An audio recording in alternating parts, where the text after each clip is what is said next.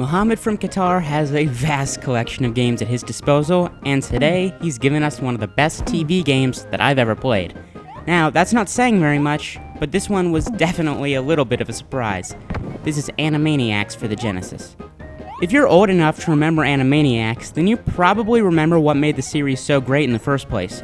Yakko, Wakko, and Dot were almost always involved in misadventures, but they were also almost always together, and Animaniacs does a very good job of portraying this.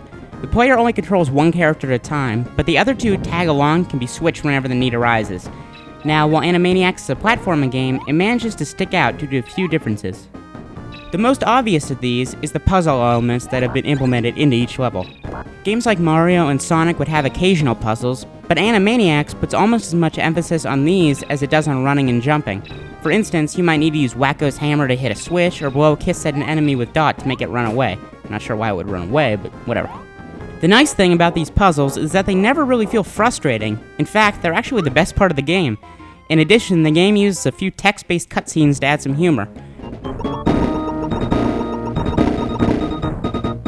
That's the premise of the game.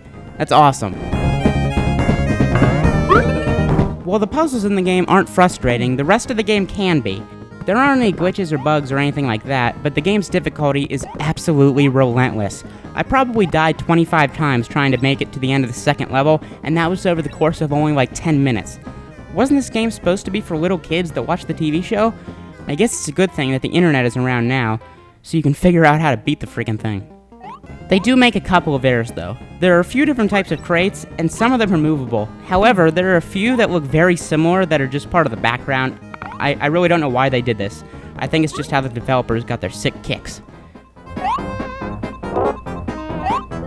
Animaniacs is not a very long game, even for its time. A skilled player should be able to beat it in only a few hours, but the age group it's targeted at should take much longer to beat it.